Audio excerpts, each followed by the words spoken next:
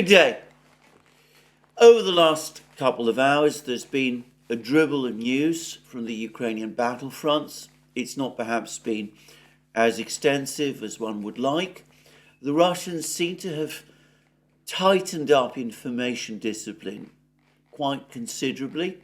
You still get videos which are obviously filmed by Russian soldiers which find their way into news publications in Russia and which can then be analysed by various analysts like Dima at the Military Summary Channel, who then try to undertake geolocation to try to establish where these films were made so that they can track the movement of the battlefronts from these films.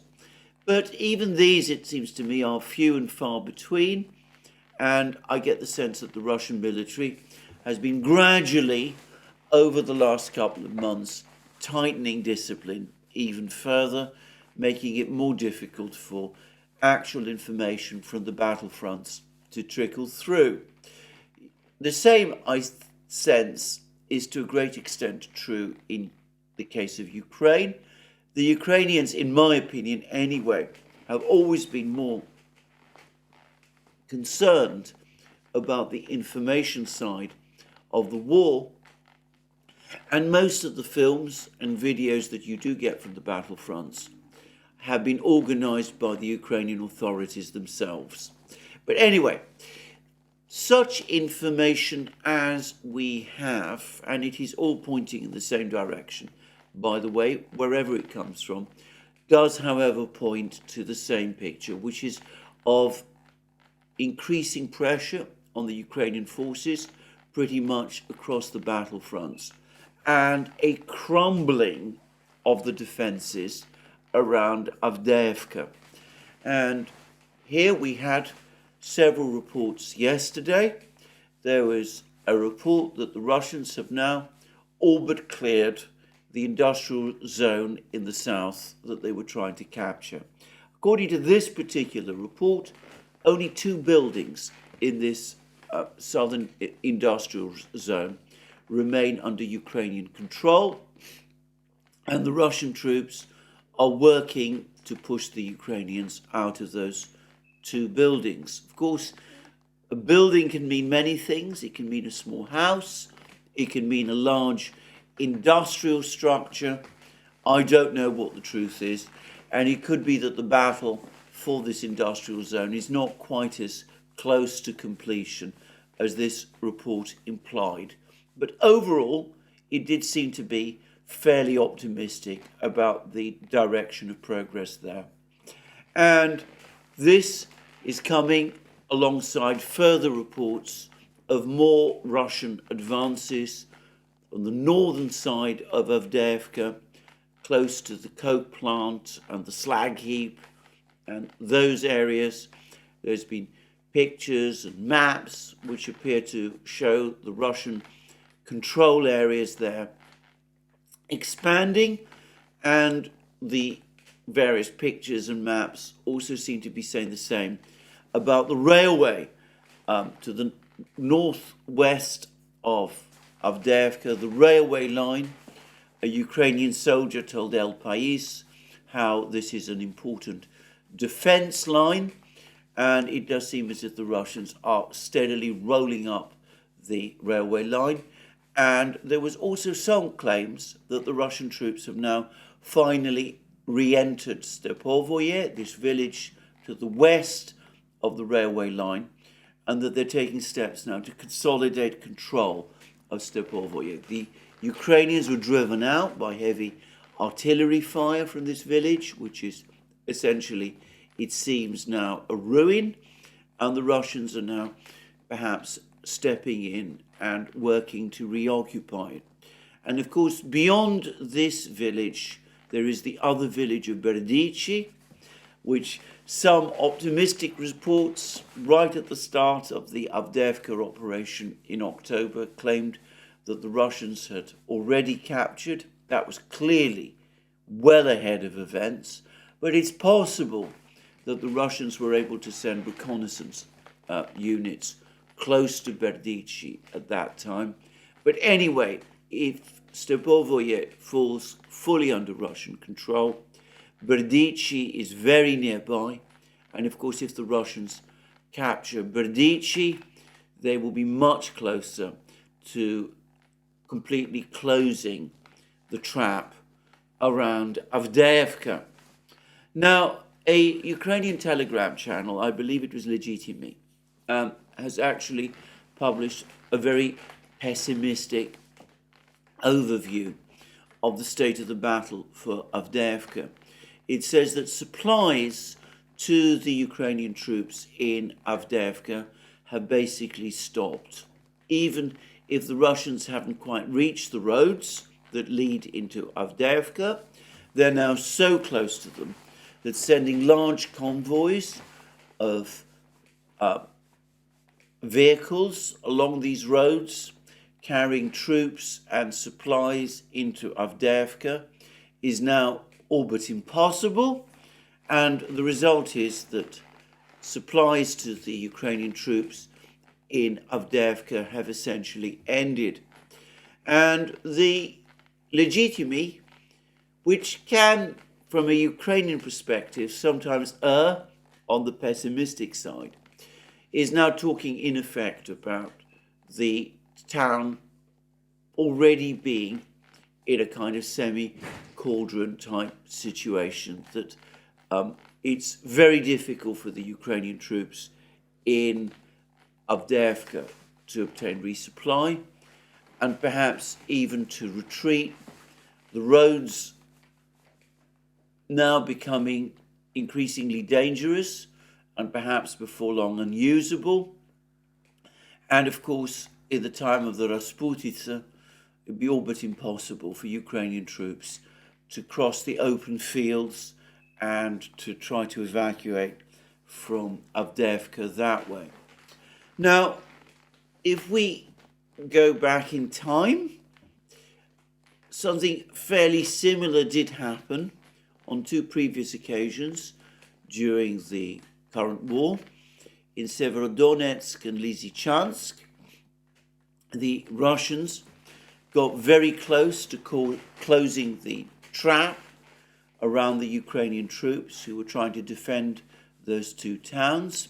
In the case of Lysychansk, the Ukrainians at the last moment withdrew from the town. They withdrew their troops from the town, leaving behind them such heavy equipment as they had left, and the troops basically withdrew across the open fields and went to the nearby town of Siversk, which, by the way, remains under Ukrainian control to this day. So that was what happened then, and that was, of course, in the summer of 2022. And more recently, something rather similar happened in Bakhmut. Again, it looked as if the Russians were closing their pincers around Bakhmut. The Wagner organization troops got very close to the main roads. It looked for a time as if they might be moving towards capturing the two villages of Khromovo and Bogdanovka to the north, and conceivably even Ivanivska or Krasnoye to the south, in which case any Ukrainian troops still in Bakhmut would have been effectively trapped. We sort of know, there have been reports to this effect, that there was such a plan on the part of the Russians, but eventually that plan was abandoned, perhaps because Yevgeny Prigozhin, who at that time was running the Wagner organization, was in a hurry to capture Bakhmut and was less interested in creating a cauldron, and refocused the effort into an advance by the Wagner organization troops within Bakhmut itself, and became less interested in establishing a cauldron for the Ukrainian troops there. One must be careful with these reports. So much has been said about Prigozhin, including by his enemies, that one mustn't be sure that these accounts are true. But anyway, the pincers around Bakhmut never fully closed. In fact, the Russians don't control these villages to this day, though there are reports, as I said, that the Ukrainians have now been pushed out of Khromovo, in which case the Russians might indeed occupy that particular village. But anyway,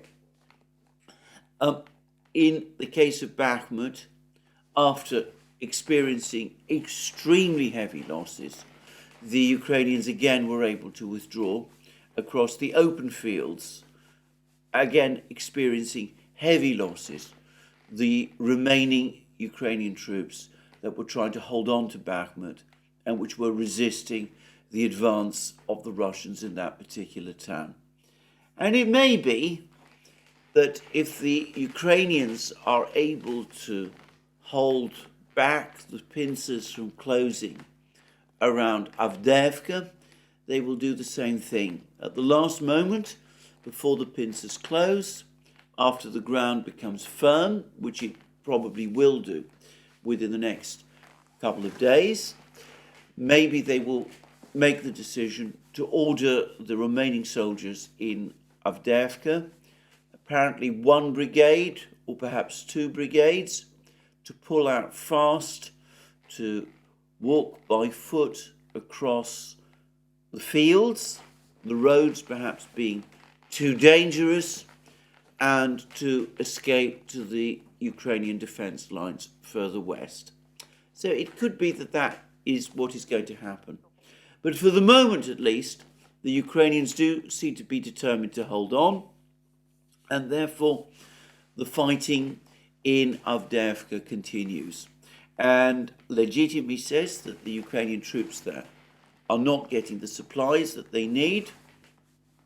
I suspect that in terms of heavy equipment, heavy artillery, that has been withdrawn from Avdeyevka for some time, but it does seem as if the Ukrainians still have mortars and heavy machine guns and, of course, their own light weapons, and those will require ammunition, and the stock of that will deplete over time, however much stockpiling has happened.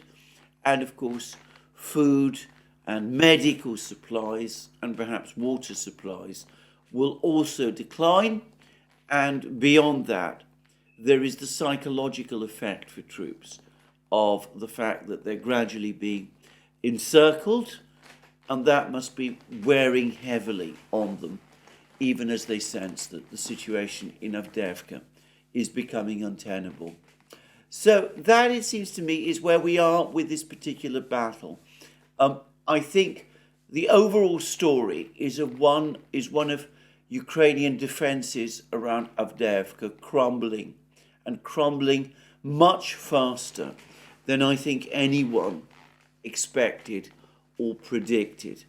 And Ukraine has rushed troops to try to hold the lines around Avdeyevka, but so far without much success. And of course, if an encirclement does happen, if the Russians do cut the roads and are able to block fully access to the town, then the psychological pressure on the Ukrainian soldiers will become extreme, and quite possibly they will do what the Azov regiment did in Mariupol. They will simply surrender, disregarding whatever orders to the contrary they still continue to receive from Kiev. So I'm not going to give a timeline for when Avdeyevka is going to fall. I had assumed when this offensive began, as did pretty much everybody at that time, that we were looking at months of prolonged fighting around Avdeyevka. Maybe that is still the case. Maybe the Ukrainians have not yet exhausted their ability to resist the Russians there. But overall, and by and large, I still get the sense that the Ukrainian collapse in Avdeyevka is happening faster than most people anticipated, and that the situation is fast becoming untenable and is being recognized as such by the Ukrainian soldiers on the ground. So, we will see what happens in Avdeyevka. Let me repeat again, if Avdeyevka does indeed fall, this being a town of 30,000 people before the war, it will constitute the capture by the Russians of an urban centre with a population, I suspect, greater, perhaps substantially greater, than that of all the various deserted villages, pre-war populations of all of those deserted villages that the Ukrainians did manage eventually to capture over the course of their summer offensive. It will be seen in Ukraine and around the world as another major defeat of the Ukrainian forces, coming after the defeat in Bakhmut.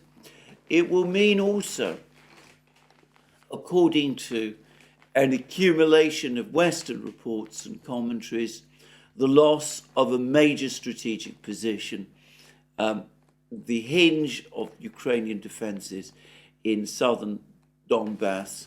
Though as night follows day, I predict that the Western commentary will at that point switch and will be told that Avdeyevka isn't as strategically important as we have up to now been told. So that is the situation there. There's been lots of news from other places, but as I said at the start of the programme, it's all news that is more rumour than fact. We hear more reports of more Russian advances around Kupiansk. It's clear that the Russians are still making advances around Bakhmut, and that they're now pushing hard on both flanks, both the northern flank, where they've gained considerable ground from Berkhovka, where they might be soon occupying Khromovo, where they appear to be making some attacks towards Bogdanovka, and it also does seem to be the case that they've made further advances in the Klishevka, Andreevka area. There's reports that they've captured Andreevka, or recaptured, I should say, the ruins of the tiny hamlet of Andreevka, and they've captured, and this does seem to be confirmed, the railway station in Klishevka, and, well, they could be pushing beyond these places, and maybe it's the start of some larger Russian advance, conceivably taking in Chasov Yar. But to reiterate a point I have made before, these Russian advances clearly do not represent a big Russian offensive. They are pressure being exerted by the Russians all along the front lines, in every part of the front lines, even in Kherson region. You see more film from Kherson region, the Ukrainians still clinging on to their little bridgehead in Krinky, still being shelled and bombed by the Russians all the time. It's now clear to me that the Ukrainians don't have the resources to expand that bridgehead in any meaningful way. And the result is that they're clinging onto this bridgehead in Krinky at the cost of large numbers of lives of their soldiers. They're unable to advance, and they're psychologically and politically unable to retreat. And it is the soldiers, of course, who pay the price of that. Contrast again with the Russians, who in the past have been willing to countenance big retreats from Kherson region on the west bank of the Dnieper to the East Bank, retreats in Kharkiv region as well, retreats from Liman rather than sacrifice their soldiers, and who also conduct offensives as they're currently doing in Avdeyevka and other places in a very systematic way, very different from the kind of way that the Ukrainians conduct their offensives, in a way that is clearly intended as much as possible and as far as possible to limit the losses, their own losses. Well, it seems the Ukrainians aren't able to do that. They can't authorize retreats. They cling on to this bridgehead across the Dnieper. They manage to send dribbles of troops there to replace those who have been killed or wounded. And they have to do that because pulling back across the Dnieper would be to acknowledge that this attempted advance across the Dnieper has failed, and Ukraine finds it impossible politically to do this. They've been recently talking up in the Western media the existence of this small bridgehead, and of course, if they retreated from it, it would result in more articles in the Western media about further Ukrainian defeats, and the Ukrainian government, President Zelensky, don't seem to be able to afford that, or at least that is what they think. And the same, by the way, continues to be true in the Rabotino-Verbovoye area. Now, it's become obvious to me that for some time, this area has become a fire sack. Way back last year, in the summer of last year, a U.S. Marine officer, a man who wrote for the U.S. Marine Corps Journal under the pseudonym of, I think it was Marinus. Anyway, he discussed how the Russians like to lure their adversaries into fire sacks, and that they appear to retreat and cede ground, and their adversary is lured in, and then the troops that get lured in find that the Russians have sketched out the entire area, that they know exactly where to sight their guns to cover every conceivable firing point in that area, and that they're able to then use this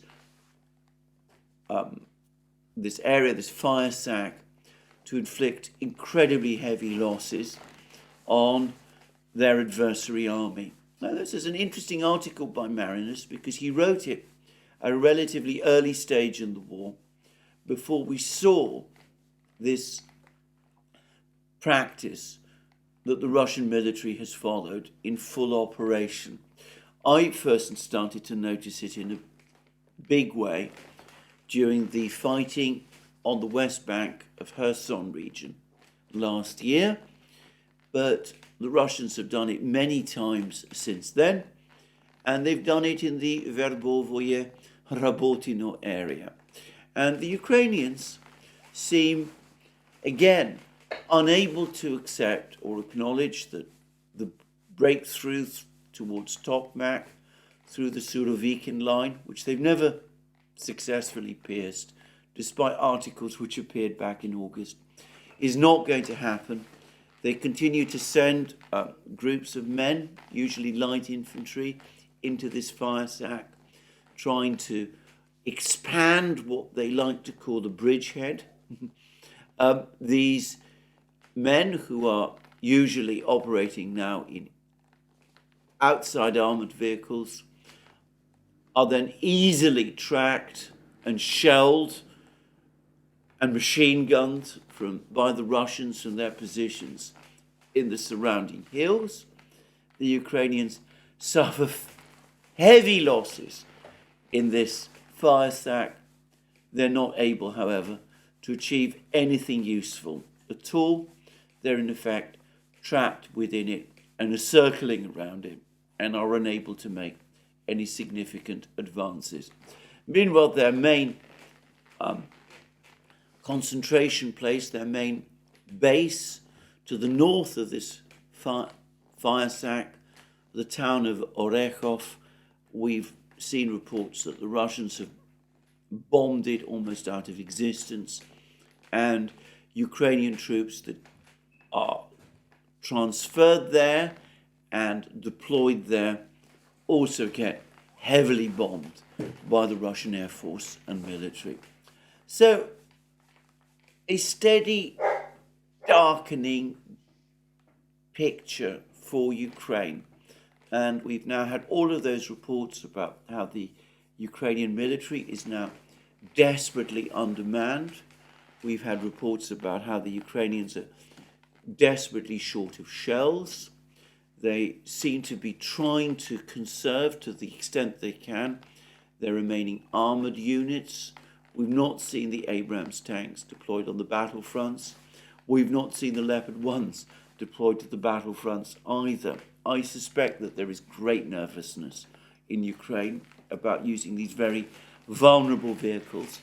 The Challengers, the Challenger 2s, after a brief appearance, have also been withdrawn.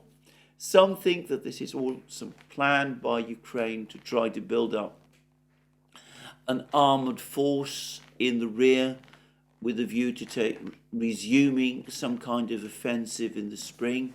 I saw Simplicius the Thinker talking about this. I'm very sceptical about this.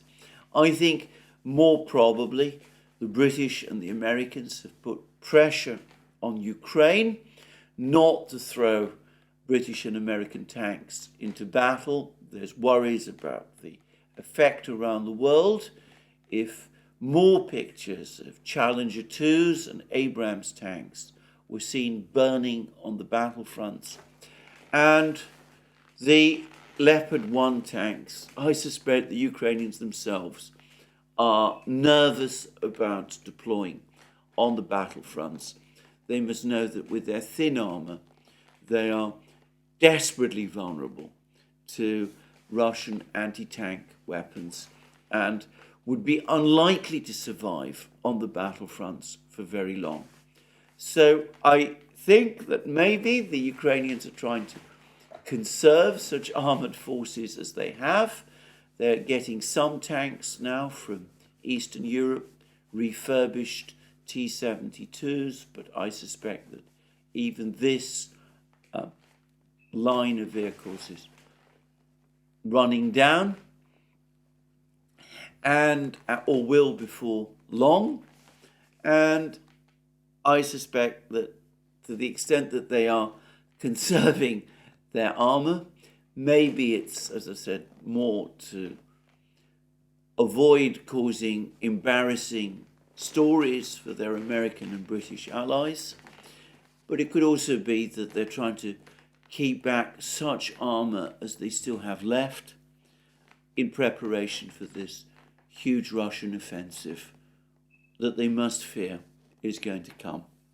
And we are hearing lots of reports now about more reports about the scale of the Russian build-up. I mentioned how a source, a person has been corresponding with me for some time about the course of the war and how he's provided figures, and I'm not going to discuss his sources for those figures. I don't want to say anything that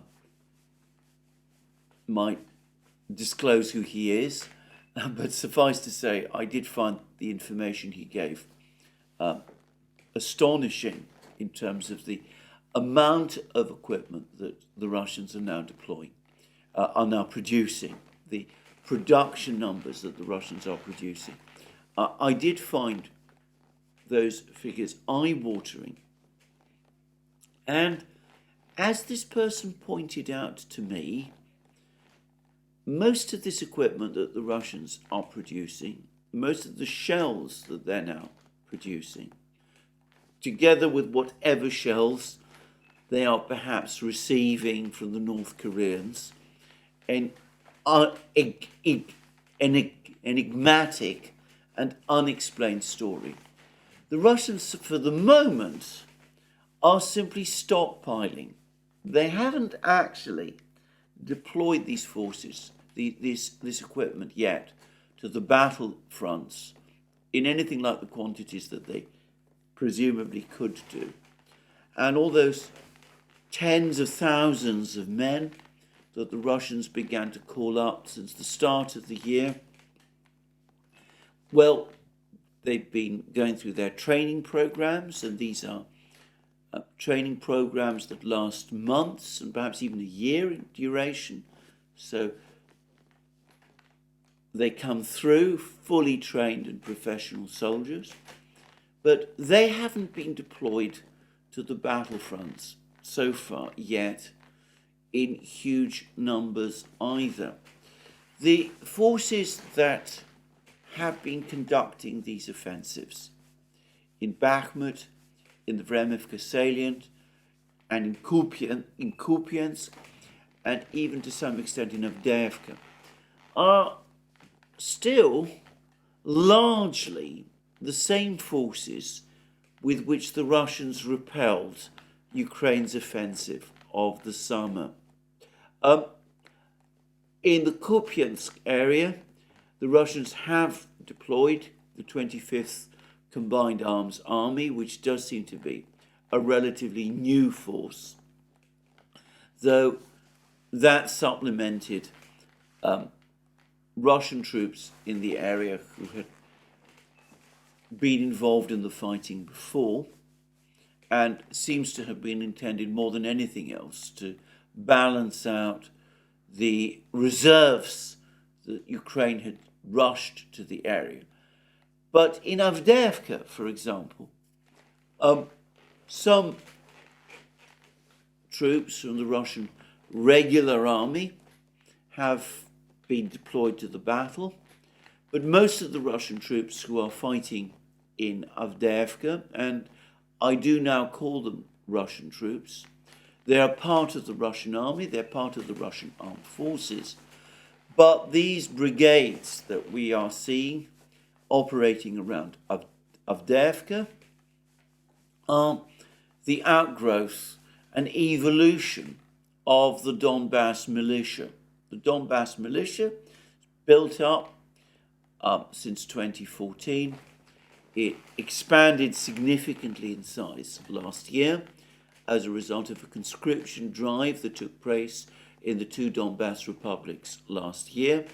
It's clear that these troops have now been retrained substantially by the Russians. Probably they've received Russian officers, but officers from the regular Russian army. They are undoubtedly performing with far greater skill and tactical competence than was the case, say, a year ago. That's, by the way, true of the Russian military altogether. But it's again the case that we're talking about men who were called up last year, who've been in the battle area throughout the war. They've not always been fighting to the same extent, of course, and the Russians do have some of their regular military still there. But overall, the war, the fighting in Ukraine, conducted by the Russian army, is still conducted by a combination of forces which, as I said, have evolved out of the Donbass militia, the Russian airborne troops, the Russian Marines, both of whom are elite units which have been heavily committed to this war, the Chechens, who number around 3 brigades and who are an important force in the fighting, particularly again around Bakhmut, and some troops from various contract private companies, including reconstituted Wagner units. I'll come to those in a moment. And of course, a number of units of the regular Russian military that are sometimes deployed to the area, but often for relatively short time periods. In the south, where the Ukrainian offensive took place, the 58th Army, which is a regular Russian army, with regular Russian infantry, heavy infantry, did participate in the fighting quite considerably, especially in the early months of Ukraine's offensive. And by the way, those troops acquitted themselves extremely well. But still, that seems to be more the exception, generally, than the rule. And that does make one wonder what is going to happen when the Russians do decide, as presumably at some point they will, to commit more forces from their regular army to the battle. And in the meantime, we also get more reports of more interesting Russian weapons appearing on the scene. I saw a report this morning, it was communicated to me by another one of my many correspondents, but I've been able to confirm this as well from other sources, that the Russians have now committed, they're now starting to use their M55 Myasishchev high altitude reconnaissance aircraft, their equivalent of the U-2 spy planes that the United States has long operated since the 1950s. The Soviets developed the M55 as a kind of U-2 equivalent as late as the 1980s. They designed a rival to the U-2 back in the 1960s, but the project was then abandoned because it was felt that the US would be able to shoot down these high-altitude reconnaissance aircraft, just as the Soviets had been able to shoot down the American U-2 in 1960. Anyway, the Russians then abandoned that project in the 1960s. They then revived it using a different design bureau in the 1980s. Around, I've heard about a score of these aircraft was then produced. At the end of the 1980s, they've been used sporadically since then for various scientific experiments and things of that kind. But for the first time now, they have been presumably refurbished, provided with electronic surveillance packages, and deployed on the battlefronts and used for the first time in the way that they were originally designed to be used, to monitor the battlefield from very high altitudes, around 60 to 70,000 feet, and to provide data to missile units which then conduct strikes against Ukrainian troops. And we've seen that happening to an increasing degree with Iskander strikes. There was a recent Iskander strike against the Ukrainian headquarters, for example, a very devastating one. And for all I know, the Russians are able to get this kind of information in real time because of the activity of these high-altitude spy planes. That's just one example of the many weapons that the Russians are now deploying to the war.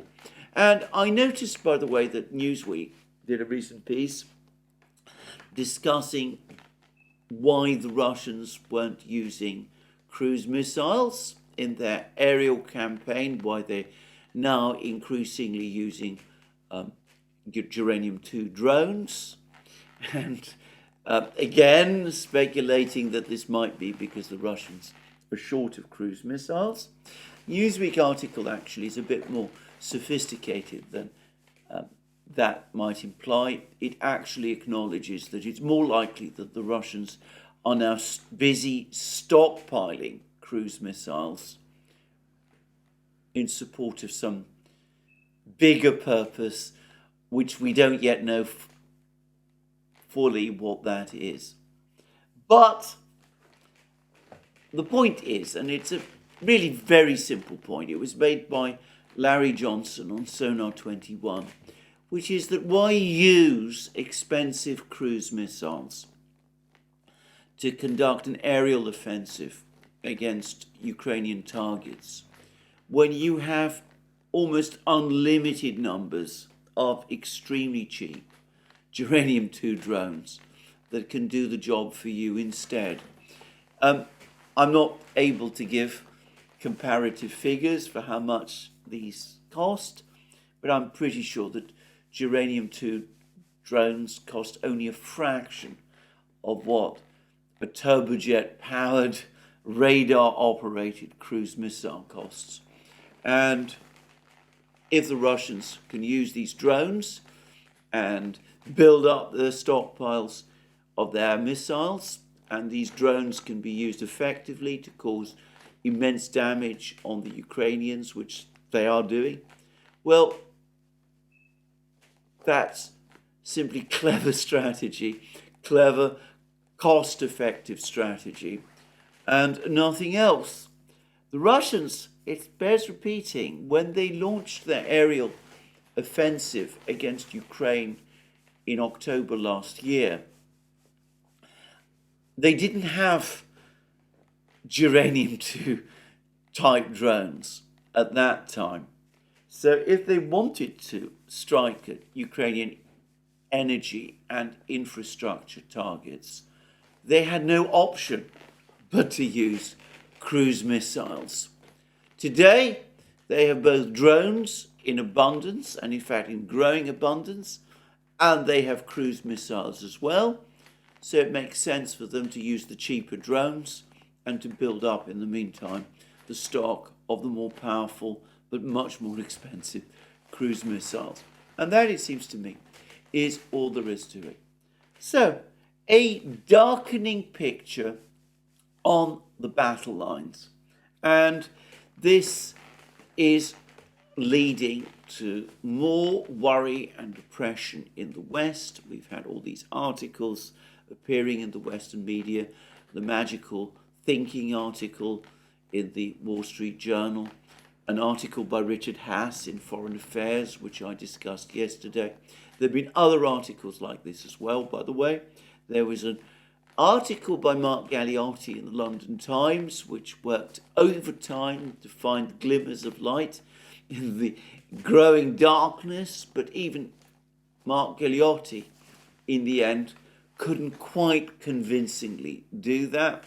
Anyway, these articles are all starting to proliferate, and we're starting to see increasing recriminations, both within Ukraine and between Ukraine and its Western sponsors. Now, there have been two important visits by a top US official to the Ukrainian capital. That was William Burns, the CIA director. He went to Kiev. There's been almost no news reports about what he went to discuss, but to the extent that the Ukrainian media has covered his visit, and perhaps I should make it clear, I'm talking now about the Ukrainian telegram media, not the mainstream media in Ukraine. The story was that William Burns went with information that Ukraine is not going to get the level of support from the United States that it got in 2022 and 2023, that the cupboard in the United States in terms of weapons and ammunition is now all but bare, that there are now competing demands from Israel in the Middle East, that economic assistance will probably still continue to be provided, but even this is probably likely to be scaled down. And I suspect that Burns did try to calm the political tensions in Kiev a little, perhaps without a huge amount of success. We'll discuss that in a moment. But anyway, it seems plausible that he also tried to push the Ukrainians towards a more realistic understanding of where the war is going and to try to jog them towards opening up some negotiation process with the Russians. And interestingly, almost at the same time as Burns was in Kiev, Zelensky's chief of staff, Andrei Yermak, was in Washington. Now, Yermak is an interesting person. There are many people who are saying that he's the real power behind the throne, that he controls Zelensky and basically tells Zelensky what Zelensky should say and what he should do. There's Yermak, who basically runs the Ukrainian government, and that recent incident when a hand grenade was sent to one of Zaluzhny's aides in a birthday package. Well, those who believe that that was an assassination, a lot of them are pointing their fingers at Yermak and are saying that he was ultimately responsible for that, though they provide no evidence. It must be said that that is in fact actually the case.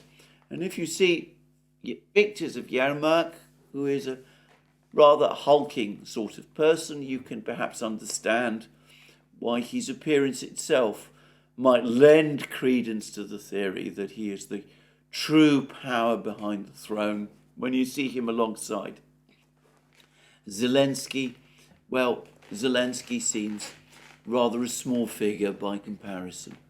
I'm going to, by the way, say about that, I think that Zelensky himself, by now, is probably an all but impossible person to control. No doubt Yermak does wield great influence behind the scenes, but the idea that Zelensky is just Yermak's glove puppet, I think that goes too far. Anyway, that's all I'm going to say about that. But anyway, Yermak went to Washington. He had meetings with US officials, and again, the word in Kiev is that his visit went wrong, that he failed, just as Zelensky himself failed back a few weeks ago when he went to Washington, that Yermak came back to Kiev basically empty-handed. He wasn't getting the supplies, the equipment that he was asking for or pleading for, that he wasn't getting the open-ended commitments of support that he was hoping for, and that again, there were people who were basically telling Yermak, look, we've done as much as we can. Perhaps, in light of all that has happened, you should start thinking about negotiations, a message which apparently Yermak was not pleased to hear at all. And Yermak and Zelensky are now, of course, back in Kiev together, and it seems that their immediate response to Yermak's own visit to Washington and to Burns's visit to Kiev, and their response also to the deteriorating news on the battlefronts, is to orchestrate a further campaign to undermine their main rival, Zaluzhny. There are some reports that suggest that Zaluzhny himself has now been essentially cut off from the decision-making process, that Zelensky, who is, after all, the nominal commander of Ukraine's armed forces, that he's communicating now directly to the front commanders and giving them directly his orders. I discussed how the plan, which Ukrainian officers thought was crazy, according to the Time magazine, for the Ukrainian forces to try to capture Gorlovka. That plan, the attack on Gorlovka, which was called off because the Ukrainian military leadership thought it was a bad idea, how that happened just a few days ago. The Ukrainians did make a number of minor advances around Gorlovka, but apparently they failed to break through. The reports suggest that they've been gradually pushed back. They've suffered more losses, more attrition by trying to do it. In other words, the advice the military gave, that it was a misconceived thing, that's been vindicated by the events. Some people are suggesting that the attack on Gorlovka was intended to persuade the Russians to redeploy their forces from Avdeyevka. There's absolutely no sign that that is happening. I don't get the sense that that is what the Russians are going to do or need to do. Gorlovka is one of the most heavily fortified and defensive positions along the Russian front lines. And I think that the reality is that the warnings given by those Ukrainian military commanders that an attack on Gorlovka would achieve nothing, that the events have proved them to be absolutely right, and one shouldn't look too much for any deep strategy behind these attacks, which it seems to me ultimately come from Zelensky's office. Anyway, the point is, it does seem as if Zelensky is trying to communicate and give orders directly to the commanders. He's trying to cut Zaluzhny out, and he's now working, or at least his allies in Kiev, of which he still has some, are now working overtime to try to blame and criticize Zaluzhny. And I've been seeing more and more reports about this. There was a Ukrainian parliamentarian, a man called Shevchenko, who is an ally apparently of Zelensky's. He's come out and he's placed the blame for the failure of the summer offensive squarely on Zaluzhny. He said it was Zaluzhny who drew up the plans. It was Zaluzhny who set out the nature of the equipment that was needed, and it failed entirely, and that proves that Zaluzhny is not the great general that we've all been taught, and that he is responsible, and he must therefore, by extension, be removed from his position, which he is obviously inadequate and ill-equipped to hold. And I get the sense that this pressure is now again starting to build within the Ukrainian political system. And I also suspect that the only thing that's holding Zelensky back from a direct order to sack Zaluzhny is that there is now counter-pressure against this, not just from Zaluzhny himself, but from other Ukrainian military commanders. There's lots of reports, there's been more reports today about Zelensky wanting to sack top commanders, top generals. But so far, it must be said that this big reshuffle, the sacking of the absolute top leaders that many people have been looking for and have been predicting and have been expecting, that so far has still not happened. Perhaps at some point it will, perhaps not. We shall have to wait and see. Anyway, that's the report that we're getting at the moment. More stresses within Ukraine. Burns' advice to conduct negotiations, to calm things, his attempts to calm things down in Kiev, if that was the advice that he gave, that's apparently going unheeded.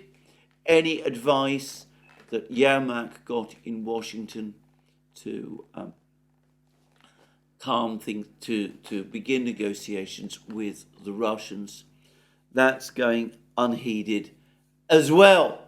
And again, heightening power struggle, more attempts to get Zaluzhny out. Well, we will see whether it happens. My guess is that if Avdeyevka falls, and it's starting to look as if Avdeyevka might fall sooner than most people, myself included, had expected, then Zelensky will make sure that it is Zaluzhny who gets the blame, and at that point we could very well see Zaluzhny sacked, and it's a big question then who would take over from Zaluzhny. It seems that Tarnavsky, who I once thought might be the person who would step in, is now also out of favour. Syrsky remains a possibility, but apparently he's either an ethnic Russian, or at least he was born in Russia. That might make him suspect with some people. Well, anyway, that's a problem for Zelensky himself to sort out. So we could be seeing at some point within the next few weeks a major reshuffle of the Ukrainian military leadership, and things can be so unexpected in Ukraine that it might happen even sooner than that. None of that, however, is going to solve Ukraine's problems. And I've already said that negotiations of any kind seem to be ruled out. The United States, for its part, doesn't seem to be keen on conducting negotiations either. The Biden administration wants Ukraine to conduct the negotiations. It doesn't want to do that itself. Richard Haass of the Council for Foreign Relations is talking about the need to come to some kind of understanding with the Russians about Ukraine, but he still talks about Ukraine freezing the conflict, even Ukraine joining NATO. 80% rump Ukraine joining NATO or getting security guarantees, possibilities that the Russians are going to completely reject. It seems to me that we can actually see the direction that events are now starting to take.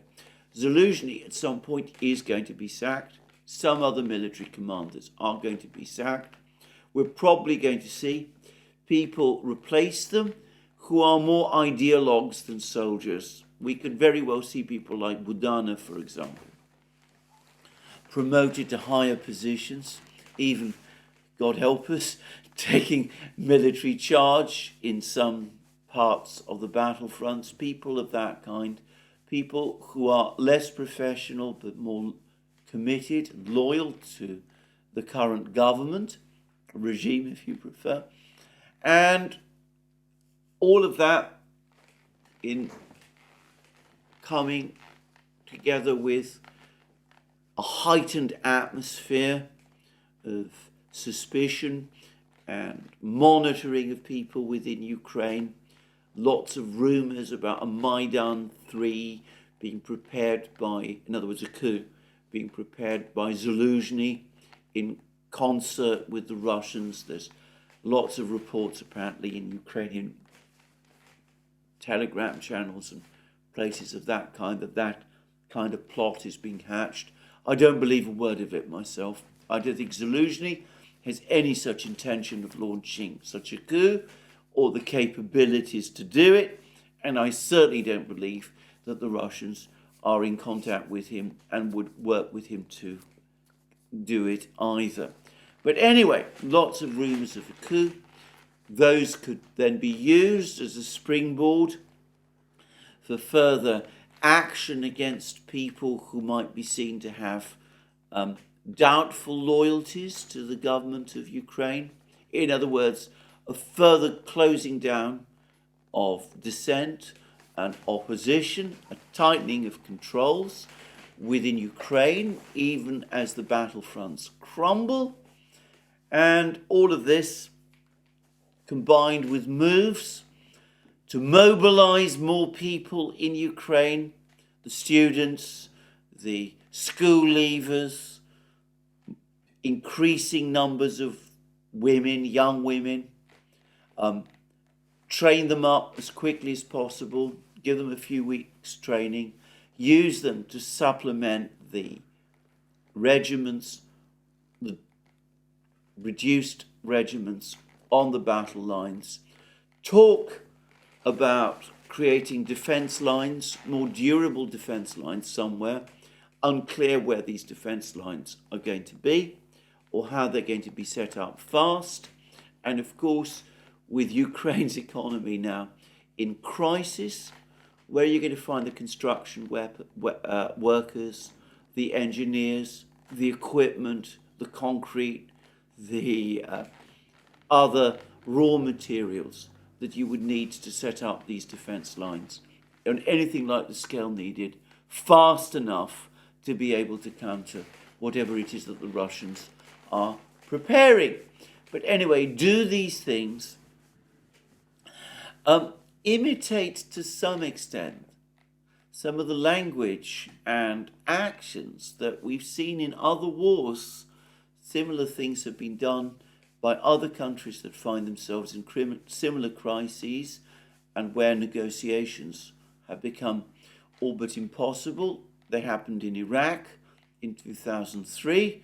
They happened famously in Germany in the last months of the Second World War.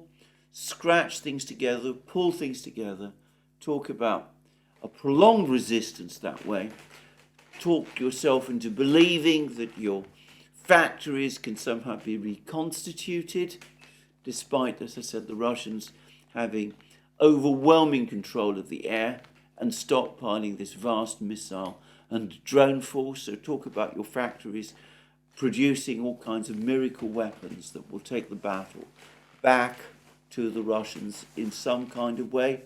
The fantastic idea that was floated a few months ago on the pages of The Economist, and hope that that will somehow hold off the flood, keep the flood of Russian forces at bay.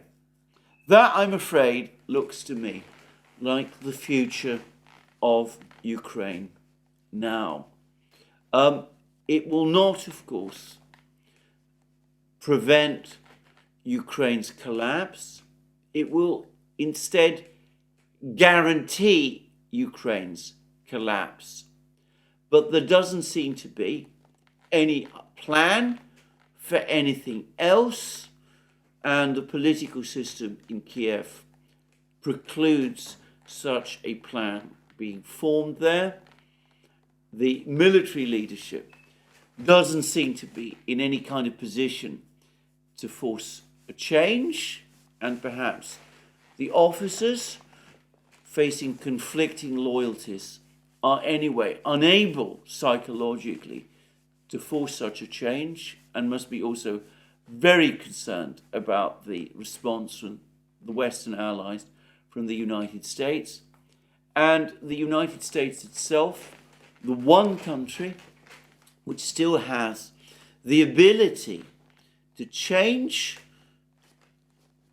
the course of events, itself paralyzed and unable to take things forward. It doesn't want to conduct negotiations. The president himself remains committed to his Ukraine project, perhaps unable to face the realities, still trapped within delusional and magical thinking, but unable anyway to change course or to find any clear way out. And the same, of course, applies equally in Europe. None of the European countries seem to be able to put together any kind of viable peace proposal. The only government that perhaps could do that, the German government, if it were to try to negotiate a genuine peace settlement with the Russians, would probably itself collapse. after the steps it has taken earlier in the war to confront the Russians, to impose sanctions on Russia, to sever the energy connection with Russia. It's difficult to see how such a complete reversal of policy could happen without the government itself imploding. Anyway, it is incapable of taking any kind of step of that nature. Speaking of the German government, I've just been reading a report about the state of the German military. Contrary to all the brave talk, the claims of increased defense spending, the German military continues on a course of what now is starting to look like irreversible deterioration. A year ago, people were talking about this enormous German military build-up that was underway. It's important to say that despite all those brave words, like everything else the German government has said it would do, the reverse has actually happened. The German military continues to deteriorate. Its equipment levels continue to fall. Its training levels continue to fall. Morale amongst its officers and even many of its soldiers continues to decline. Many of the officers are deeply skeptical about the entire Ukraine project. But the German government, having nailed its colours to Zelensky's mask, are now going down with the Ukrainian ship, and they don't seem to have any other way forward. So, a dismal picture overall. We are, I think, not just moving towards the end of the affair, but potentially to the end of Ukraine. A bleak and tragic outcome for this country and people, but there doesn't seem to be anywhere the political will and the political insight to turn things round. Anyway, there are other things going on in the world. The fighting in Gaza continues. There continue to be criticisms of the Arab governments and the Iranian government for not getting themselves involved directly in the war. Those people who expected that the Iranians and the Arab states would do that and would start to impose oil embargoes and those kind of things, in my opinion, were not looking at the situation objectively. I never thought that they would do any of those things. And as for Iran and Hezbollah becoming involved in the war, that, in my opinion, is exactly what the United States, or at least the hardliners in the United States and Israel, wanted those countries to do. And it never makes any sense to do that which your adversary wants you to do. And I personally think that the Iranians and Hezbollah have been wise to sidestep that trap. I don't get the sense myself that the conflict in Gaza is anywhere closer to resolution, but it does seem, or at least the rumours suggest, that we might be closer now towards a 5-day humanitarian pause with the release of some of the hostages. The Israelis have up to now failed to liberate hostages in any great number, and or capture or kill any of the Hamas commanders, and it's clear that Hamas remains a viable force in Gaza, which the ending of which is, of course, supposed to be the object of this entire exercise. So we could perhaps see a humanitarian pause. We will see where that goes. And as I said, in the meantime, the political pressures in the United States remain as strong as ever.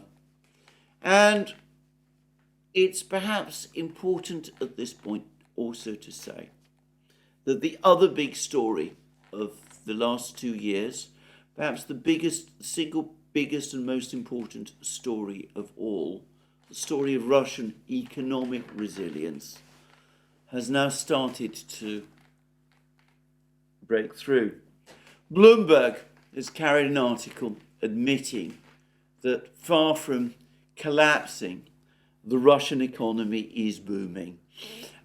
In November, it grew by about 5.5% year on year. It now looks certain that Russia will achieve a growth rate of around 3% and perhaps more by the end of this year.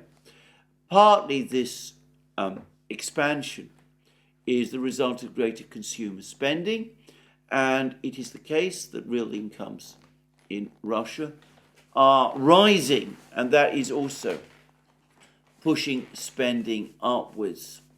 But the major driver of growth is an investment boom in Russian industry and manufacturing. This is partly supported by the government, but it is also clearly now supported by the financial system. And with big gaps in the Russian consumer and services economy, and indeed the manufacturing economy created by the pullout of Western suppliers, these gaps are now busy being filled increasingly by Russian manufacturers, as well, of course, as imports from China.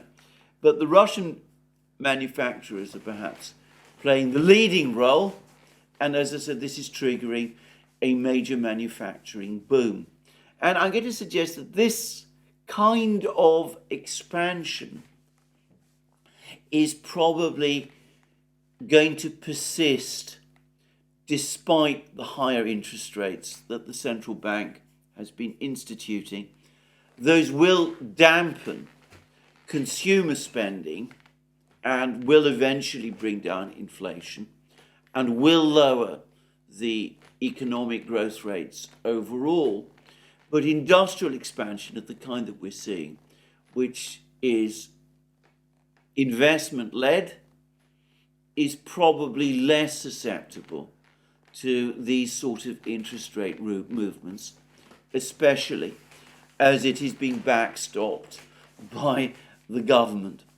And all of this, even as OPEC Plus apparently is now looking at further production cuts in oil production with a view to supporting prices, with the Russian budget now estimated to be running a deficit of no more than 1% of GDP.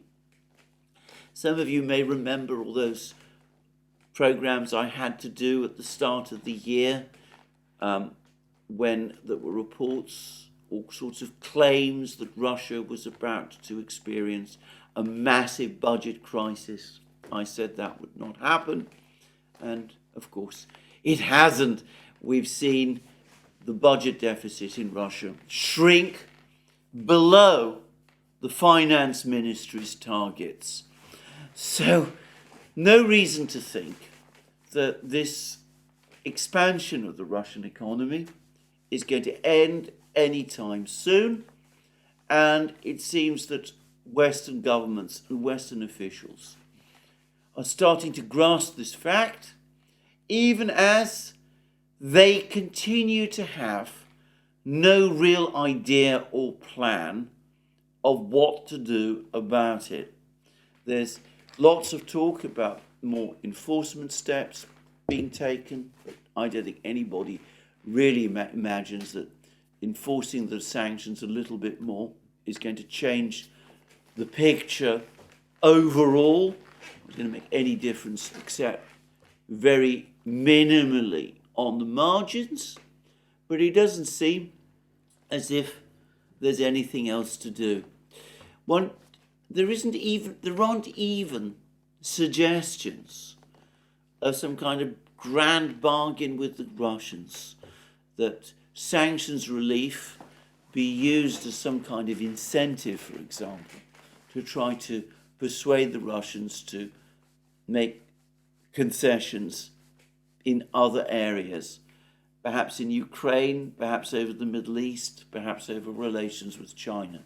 For the record, I don't think the Russians would take that bait. Why would they? Their economy is booming, as Michael Hudson pointed out in that program Glenn Deason and I did with him.